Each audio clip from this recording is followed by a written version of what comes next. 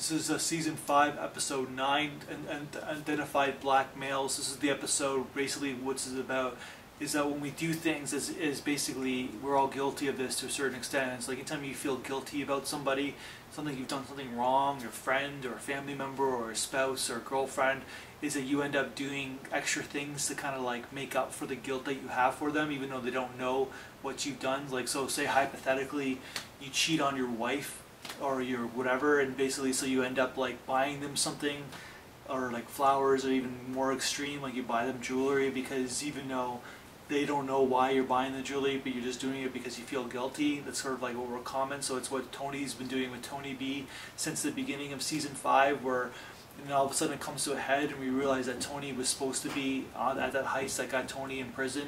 And Tony easily could have been there for 15 years instead of Tony B. So he obviously has all this guilt that's laid upon his relationship with Tony B. So he's doing all these things that for favor him, but only because of that. And so that's sort of what's happening. It's also what the Meadow and Finn relationship, where Finn is the boyfriend, and kind of like he's not doesn't really know what's going. He's kind of knowing more and more that Meadow in his dad's life and what he's dealing with, being Meadow's boyfriend, and like finally he just asks her to marry him because he just wants her to feel happy.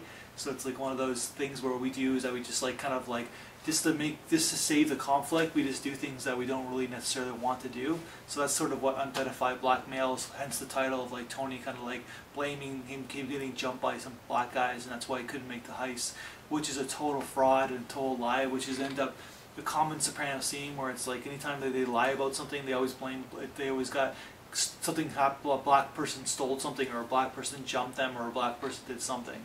Anyways, it sets up their racism. That's what this episode's about. It's a pretty good episode. That's my review.